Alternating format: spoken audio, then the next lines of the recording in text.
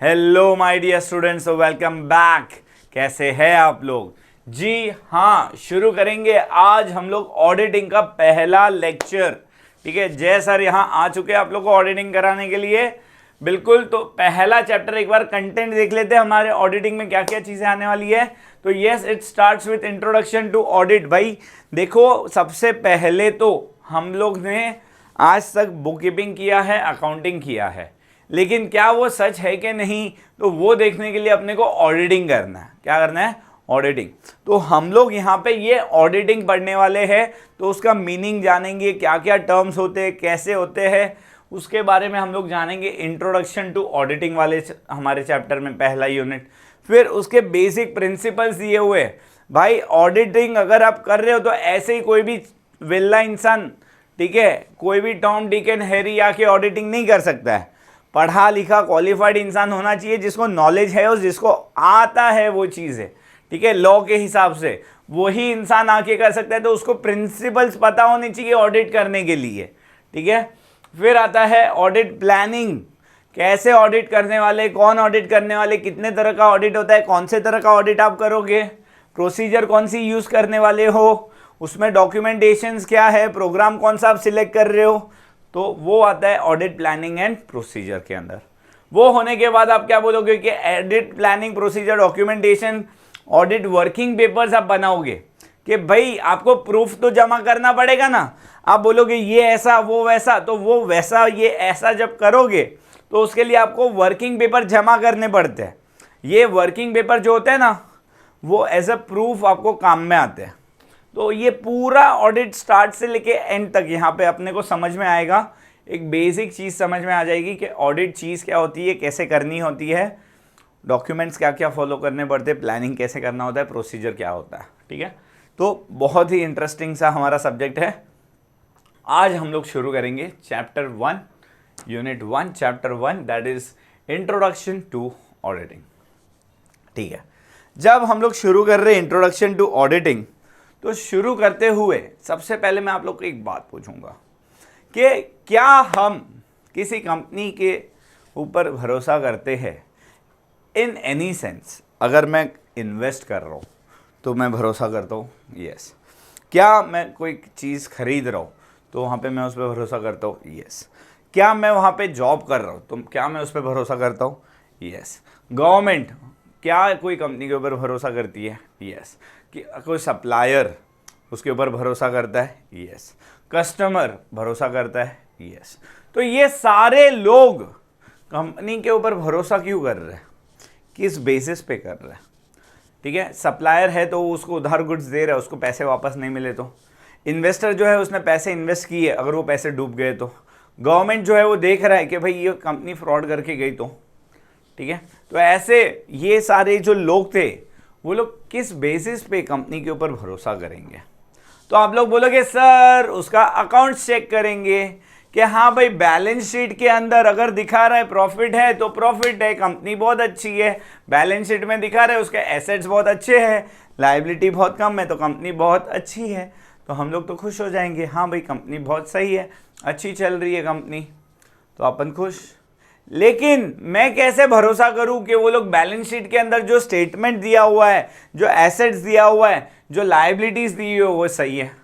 मैं कैसे भरोसा करूं कि प्रॉफिट एंड लॉस अकाउंट में जो प्रॉफिट दिखाया हुआ वो सही है?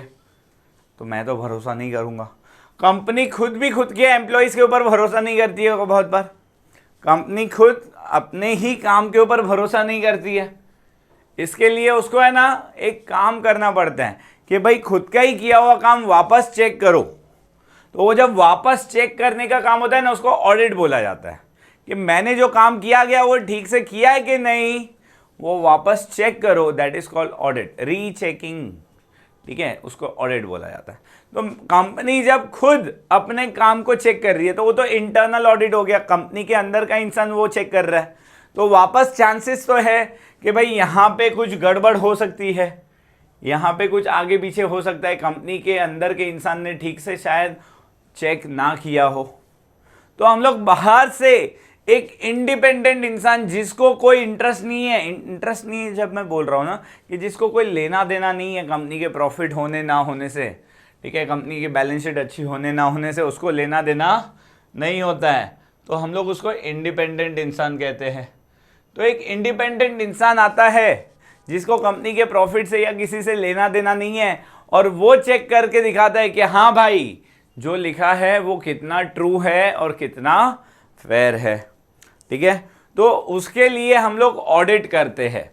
क्या करते हैं हम लोग? चेक करने के लिए कि भाई अपने जो अकाउंट्स है, अपन ने जो भी बैलेंस शीट स्टेटमेंट्स बनाए हैं, फाइनेंशियल स्टेटमेंट्स जैसे कि profit and loss account, cash flow statement या फिर बैलेंस शीट स्टेटमेंट, वो ट्रू एंड फेयर है या नहीं।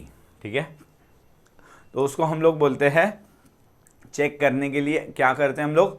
ऑडिट करते हैं। क्या करते हैं? ऑडिट। ठीक है, तो अब मैं जब बोल रहा हूं ऑडिट करते, तो उससे पहले मैंने अभी तुम लोग को 3 चीज़ों का नाम लिया।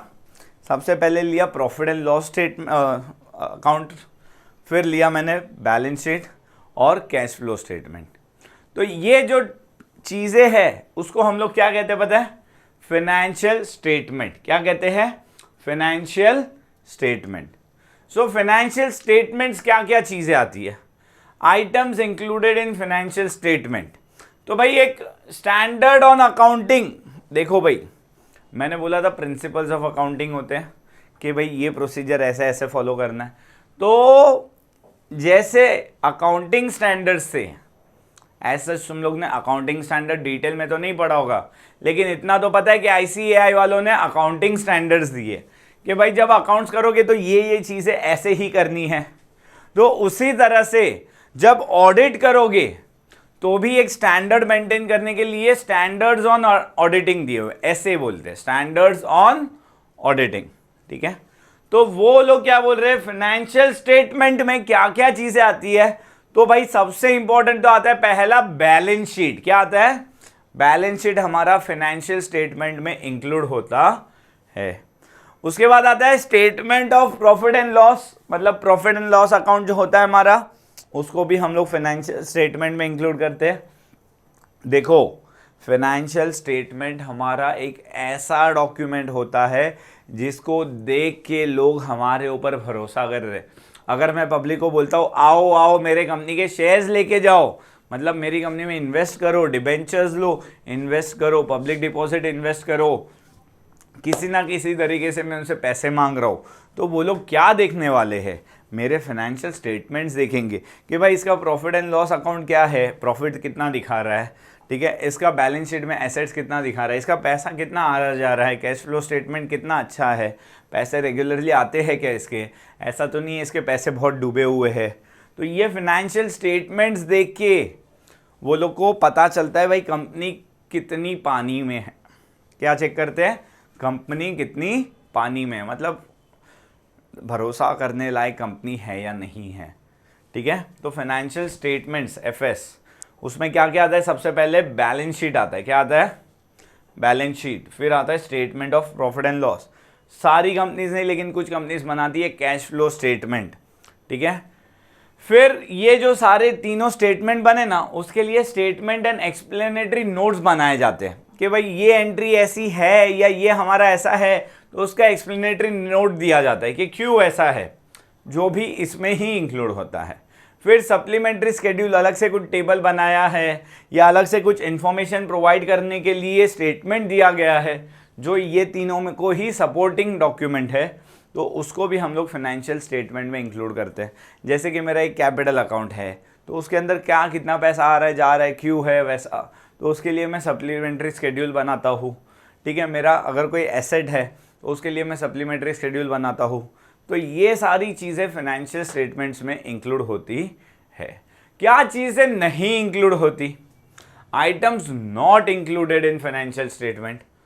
ठीक है, do not however include such items और रिपोर्ट्स बाय डायरेक्टर्स, के कोई डायरेक्टर भाई साहब ने अगर कोई स्टेटमेंट दिया हुआ है, ठीक है, या चेयरमैन ने अलग से कोई स्टेटमेंट दिया है, या कोई अलग से मैनेजमेंट का डिस्कशन एंड एनालिसिस वो अपने हिसाब से निकाल रहा है, भले वो कंपनी का इतना बड़ा अहम इंसान है, लेकिन फाइनेंशियल रिपोर्ट या ऑडिट रिपोर्ट में, एनुअल रिपोर्ट में उसको फाइनेंशियल स्टेटमेंट का हिस्सा नहीं दिया जाता है।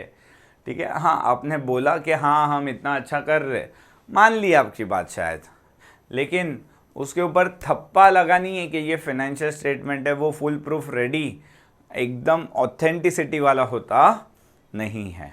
ठीक है। अभी रिक्वायरमेंट्स क्या है, फाइनेंशियल रिपोर्टिंग फ्रेमवर्क। फ्रेमवर्क मतलब फाइनेंशियल रिपोर्ट जो बनाता है हमारा। ठीक है। फाइनेंशियल रिपोर्ट क्या होता है कि भाई आप कितने पानी में हो, आपके एसेट्स कितने, कितनी लायबिलिटी, आपका प्रॉफिट है या लॉस है, आपके खर्चे कितने हो रहे, कितना पैसा आ रहा है, कितना पैसा जा रहा है, कितना पैसा आपका उधार बाहर देना बाकी है, कितना पैसा बाहर से उधार लेना बाकी है। तो ये कुछ चीज़ें होती है जो आपके फाइनेंशियल रिपोर्टिंग में आती है। तो उसको एक फ्रेमवर्क प्रोवाइड किया गया है कि ये चीज़ें हमको फाइनेंशियल रिपोर्टिंग के अंदर इंक्लूड करनी है। ठीक है। Financial statements are ordinary normally prepared and presented annually, हर साल बनती है। ठीक है। द फाइनेंशियल स्टेटमेंट का क्या रहता है, aim to meet the information of different types of users. अलग अलग यूजर्स हैं, उनको जो भी इंफॉर्मेशन की रिक्वायरमेंट है भाई उनको वो इंफॉर्मेशन प्रोवाइड करा दो। ठीक है। In the view of this financial statement need to be prepared in accordance with the relevant statutory requirements. कुछ लॉ जो बोल रहा है रेलेवेंट रिक्वायरमेंट्स है, जैसे कंपनीज एक्ट जो बोल रहा है, ठीक है, उसके हिसाब से बनाओ। फिर आता है हमको अकाउंटिंग स्टैंडर्ड्स फॉलो करने। क्या करना है, अकाउंटिंग स्टैंडर्ड्स फॉलो करने हैं। ठीक है। वो हमको ICAI वालों ने दिया है। फिर guidance notes issued by the ICAI वालों ने जो भी गाइडेंस नोट दिया कि ये काम करो, अकाउंटिंग प्रिंसिपल्स फॉलो करो, अकाउंटिंग प्रैक्टिस जो है वो फॉलो करो, तो वो हम लोग फॉलो करेंगे। ठीक है। फिर आता है audit and financial reporting framework. क्या है, audit and financial reporting framework. So, the objective of an audit of a financial statement is to enable the auditor to express an opinion कि भाई इसके अंदर फाइनेंशियल स्टेटमेंट्स में जो भी information दी है सब ट्रू है। ट्रू है मतलब कोई भी रॉन्ग इंफॉर्मेशन नहीं है, एंड फेयर है, कहीं पे भी कोई मिस इंफॉर्मेशन दिया नहीं गया है। ठीक है। Are prepared in the accordance with the identified financial reporting framework, जो रूल्स है उसके हिसाब से बनाए गए हैं। If the financial statements are prepared as per the financial reporting framework, the auditor gives an opinion that financial statements are, वो क्या लिख के देगा पता है, हाँ भाई मैंने जो भी पढ़ा उसके हिसाब से a true and fair view, ऐसे लिख के दे देगा आपको, अगर आपकी इंफॉर्मेशन सब पूरी रिपोर्टिंग फाइनेंशियल रिपोर्टिंग फ्रेमवर्क के हिसाब से होगी तो। ठीक है। Yes my dear students. उसके बाद आता है रिस्पॉन्सिबिलिटी फॉर फाइनेंशियल स्टेटमेंट्स। देखो स्टैंडर्ड्स ऑफ ऑडिटिंग 200A, अभी ऐसे ना बहुत सारे स्टैंडर्ड्स ऑफ ऑडिटिंग हमको पढ़ने में आएंगे। मैं कहता हूँ सारे के सारे अपने को लर्न करने की ज़रूरत नहीं है। अगर आपको याद रह जाए तो वेल एंड गुड, ना रहे तो प्लीज़ गलत स्टैंडर्ड्स मत लिख के आना। अगर नहीं लिखोगे तो शायद आधा मार्क कट हो जाए, लेकिन अगर गलत लिखोगे तो पूरा 1 मार्क या 2 पॉइंट्स भी कट हो सकते हैं। ठीक है। Standards of auditing 200A deals with the respective responsibilities of the management and the auditor for financial statement. ठीक है। किसकी क्या जिम्मेदारी है वो यहाँ पे दी गई है। While the auditor is responsible for forming and expressing his opinion on the financial statement, the responsibility for their preparation is that of the management. Financial statement सही है कि नहीं वो चेक करने का काम ऑडिटर भाई साहब का है, लेकिन वो बनाने का काम तो किसका है, मैनेजमेंट का है। किसका काम है, मैनेजमेंट का है। Management is primarily responsible for preparation of the financial statements. Managements responsibility for financial statement include the maintenance of adequate, भाई प्रॉपर रिकॉर्ड्स मेंटेन करो, इंटरनल कंट्रोल रखो कि भाई कहीं पे कुछ गड़बड़ नहीं हो रही है, selection and application of the accounting policies कौन सी रखनी है, कौन सी फॉलो करनी है, सेफगार्ड करो अपने एसेट्स को एंटरप्राइज के, and the audit of the financial statement does not relieve, management को अपनी जिम्मेदारी से मुक्त नहीं कर रहा है, वो तो सिर्फ आपने अपना काम ठीक से किया है कि नहीं वो चेक करने के लिए है। वो ऐसा नहीं होता है कि भाई हम ऑडिट किया मतलब हम भी, हमारी इसमें कोई गलती नहीं थी, नहीं, गलती तो आपकी ही थी, वो रेक्टिफाई भी आप ही करोगे, वो गलती के लिए अकाउंटेबल भी आप ही रहोगे, मैनेजमेंट। तो मैनेजमेंट हाथ ऊपर कर सकता नहीं है। ठीक है। अभी आते हैं यूजर्स ऑफ फाइनेंशियल इंफॉर्मेशन। अभी ये जो फाइनेंशियल स्टेटमेंट्स हमने देखे, तो वो फाइनेंशियल स्टेटमेंट्स में से इंफॉर्मेशन कौन कौन लेता है इंफॉर्मेशन? सबसे पहले लेता है ओनर। देखो भाई, ओनर तो ये होता है जो बिजनेस में पैसा डाल रहा है। तो जब उसने पैसा डाल रहा है तो सीधी बात है, उसको देखना है कि भाई उसके पैसे कहाँ यूज़ हो रहे हैं, उसका सही से इस्तेमाल हो रहा है कि नहीं, प्रॉफिट आ रहा है कि नहीं, कितना आ रहा है, कहाँ पे कैसे कितने पैसे यूज़ हो रहे हैं। तो उसके लिए ओनर तो भाई सीधी बात है, उसको तो पैसे सप्लाई किए उसने, तो ज़रूरत है कि भाई उसके पैसे ठीक से यूज़ हो रहे कि नहीं देखने के लिए। Owners who supply capital need to know how much income is earned using their funds, कि भाई उनके पैसे से कितना इनकम आ रहा है वो उनको जानना रहेगा। फिर आते हैं employees. Employees need to know whether their employer is profitable and as well as stable, कि भाई मैं ऐसी कंपनी ज्वाइन कर रहा हूँ जहाँ पे लॉस होते जा रहा है, तो एक आध साल बाद हो सकता है मेरे को निकाल भी दे कि भाई कंपनी लॉस में बोल के, तो ऐसे एम्प्लॉयर के पास ज्वाइन करके फ़ायदा ही क्या है। ठीक है, अब profitable concern will pay a good salary भी देगा एंड बोनस भी अच्छा देगा। A stable concern will employ the staff for a long time, उसको जॉब की भी थोड़ी सिक्योरिटी रहेगी एंड पे देम, पेंशन भी मिलेगा उनके जॉब के बाद इवन आफ्टर रिटायरमेंट। देखो, तो इसके लिए एम्प्लॉयज़ के लिए तो जानना बहुत ज़रूरी है कि भाई जो कंपनी में वो काम कर रहा है वो स्टेबल है या नहीं है। फिर लैंडर्स, सीधी बात है, बैंक वालों ने या किसी प्राइवेट लोगों ने, इंडिविजुअल्स ने अगर पैसे लैंड किए हुए हैं तो उनको ये तो रहता है ना कि भाई कंपनी प्रॉफिट कर रही है या लॉस कर रही है। अगर लॉस कर रही है, कल जाके अचानक से कंपनी बंद हो गई तो हमारे तो पैसे डूब जाएंगे। इसके लिए कंपनी को भी जानना होता है, लैंडर्स को भी जानना होता है कि भाई कंपनी प्रॉफिट कर रही है नहीं कर रही है, क्या सिचुएशन है, पोजीशन है एक्चुअल में। So lenders such as bank give loans to the business concern need to know whether their loans and interest will be paid in time. अगर सीधे से चल रहा है तो फिर वो लोग इंटरेस्ट दे पाएंगे, पैसे वापस दे पाएंगे। अगर कंपनी सही से नहीं चल रही है, लॉस हो रहा है, तो कहाँ से देने वाले वो लोग, है ना। फिर आते क्रेडिटर्स। क्रेडिटर्स क्या करते हैं? Basically they are the supplier. ये लोग गुड्स सप्लाई करते हैं और 2 महीना 4 महीना 6 महीने का टाइम देते हैं पेमेंट देने के लिए। तो क्रेडिटर्स को भी तो डर रहता है कि मैंने आज गुड्स प्रोवाइड तो कर दिए, लेकिन अगर उसके खुद के मार्केट में पैसे अटके हुए हैं या पैसे लॉस कर रहा है वो, तो क्या वो पैसे मेरे रिटर्न कर पाएगी कंपनी? शायद ना भी कर पाए। तो उसके लिए क्रेडिटर्स को भी जानना ज़रूरी है कि कंपनी की मार्केट में पोजीशन क्या है अभी। Creditors who supply goods to the business concern on credit need to know whether their outstanding will be paid in time. ठीक है, फिर आते हैं customers. Customers who purchase goods need to know whether they can depend on the business concern for supply. अगर आज मैं किसी से ले रहा हूँ गुड्स, ठीक है, मेरे बिजनेस के लिए, तो मेरे लिए रेगुलर सप्लाई बहुत ज़्यादा ज़रूरी है।